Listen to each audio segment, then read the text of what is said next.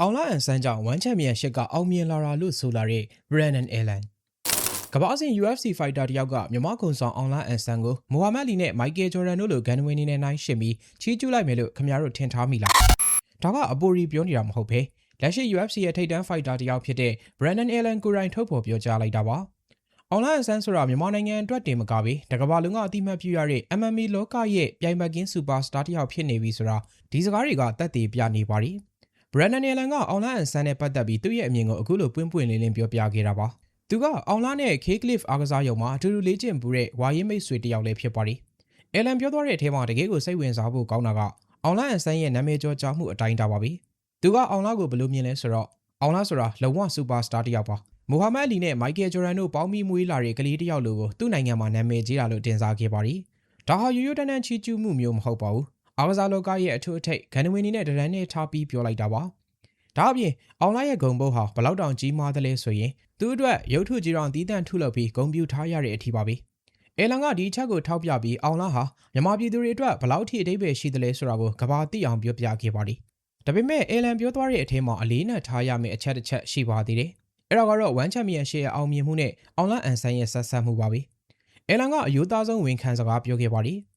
1ချန်ပီယံရှစ်ကိုသူတိဆောက်ပေးခဲ့တာပါတဲ့။ဒါဟာတကယ်ကိုအမှန်တရားပါပဲ။အောင်လာအန်ဆန်းရောက်မလာခင်က1ချန်ပီယံရှစ်ရဲ့အခြေအနေနဲ့အောင်လာဝင်လာပြီးနောက်ပိုင်းအခြေအနေကိုနှိုင်းယှဉ်ကြည့်ရင်လုံးဝတခြားစီဖြစ်သွားတာကိုတွေ့ရမှာပါ။အောင်လာဟာသူ့ရဲ့ကြိုးစားအားထုတ်မှုစိတ်သက်ခိုင်မာမှုတွေနဲ့1ချန်ပီယံရှစ်ဆိုတဲ့အဖွဲ့အစည်းကိုအာရှတွေမကဘဲကမ္ဘာအဆင့်ဖြစ်အောင်ဆွဲတင်ပေးခဲ့တာပါ။အောင်လာအန်ဆန်းဟာပြိုင်ဘက်တွေကိုတယောက်ပြီးတယောက်အမောက်သိပ်ပြခဲ့ပြီးဝိတ်တန်းတစ်ခုရဲ့ကမ္ဘာချန်ပီယံဖြစ်လာခဲ့ပါတယ်။အဲ့ဒီအချိန်တုန်းကသူဝနအားကစားကွင်းကြီးထဲမှာပဲ့တင်ထက်နေတဲ့အောင်လာဆိုတဲ့ကြွေးကြော်တန်တွေဟာမြန်မာအားကစားသမိုင်းတစ်လျှောက်မှာအကျယ်လောင်ဆုံးနဲ့အရှိန်အဝါအရှိဆုံးအတန်တွေဖြစ်ခဲ့ပါတယ်။အောင်လာကြောင့်ပဲ1ချန်ပီယံရှစ်ဟာမြန်မာနိုင်ငံမှာမကဘဲအာရှတလွှားမှာနံပါတ်1အဖွဲ့အစည်းဖြစ်လာခဲ့တာပါ။သူ့ရဲ့ပွဲတိုင်းဟာကြီးစုသူတန်းပေါင်းများစွာကိုဆွဲဆောင်နိုင်ခဲ့ပြီး MMA အားကစားကိုလူတိုင်းစိတ်ဝင်စားလာအောင်လုပ်နိုင်ခဲ့ပါတယ်။အဲလန်ကဆက်ပြောပါသေးတယ်။သူရောက်မလာခင်ကဝမ်းနဲ့သူထွက်ခွာပြီးတဲ့အချိန်ကိုနှိုင်းယှဉ်ကြည့်လိုက်ပါဦး။လုံးဝကွဲပြားသွားတာကိုတွေ့ရပါလိမ့်မယ်လို့ဆိုပါတယ်။အောင်လာဟာဝမ်းရဲ့မျက်နှာစာ Face of the Organization ဖြစ်ခဲ့တာပါ။သူဟာပြိုင်ဘက်တွေကိုအလဲထိုးပြနိုင်ရုံနဲ့မကဘဲလူလူကိုစိတ်ဓာတ်ခွန်အားပေးနိုင်တဲ့ခေါင်းဆောင်တစ်ယောက်လိုဖြစ်နေခဲ့တာပါ။အဲဒီနောက်ပိုင်းမှာသာ Rainier Director တို့လို fighter တွေကအောင်လာကိုအနိုင်ယူပြီးနာမည်ကြီးလာခဲ့ကြတာဖြစ်ပါတယ်။ဆိုလိုတာကအောင်လာဟာလမ်းဖောက်ပေးခဲ့သူအခိုင်အမာတိဆောက်ပေးခဲ့သူဖြစ်ပါတယ်။တကယ်တော့အောင်လာအန်ဆန်းရဲ့အောင်မြင်မှုဟာရိုးရှင်းတဲ့အောင်မြင်မှုမျိုးမဟုတ်ပါဘူး။သူဟာအရှုံးနေကြတွေကနေရုံထွက်ခဲ့ရတယ်လို့အခက်အခဲပေါင်းများစွာကိုလည်းကြော်ဖြတ်ခဲ့ရပါတယ်။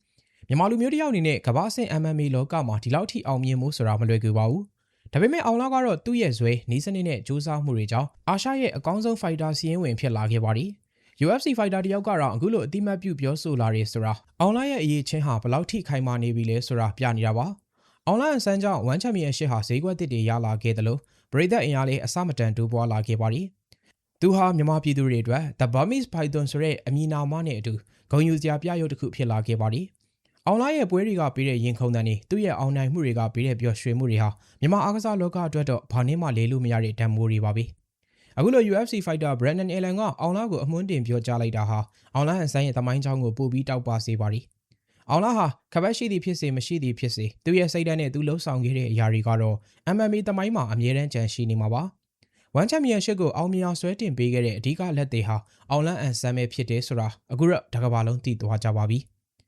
အောင်လာဟာမြန်မာပြည်အတွက်တင် superstar မဟုတ်ပါဘူး။သူဟာတကဘာလုံးကလေးစားရတဲ့ MMA လောကရဲ့တကယ် legend တစ်ယောက်ပါ။အဲလန်ပြောသလိုပါပဲ။သူဟာမိုဟာမက်အလီနဲ့မိုက်ကယ်ဂျော်ဒန်တို့လိုပဲသူ့ရဲ့နေပယ်မှာအတောက်ပဆုံးကျေတပွင့်ဖြစ်ထာဝရတည်ရှိနေမှာဖြစ်ပါတယ်။အောင်လာအန်ဆန်းဆိုတဲ့အမည်နာမဟာမြန်မာပြည်ကနေပေါက်ဖွာလာပြီးကမ္ဘာကိုတုံဟိန်းစေခဲ့တဲ့ဂုဏ်ယူစရာအစ်စ်အမှန်ပါပဲ။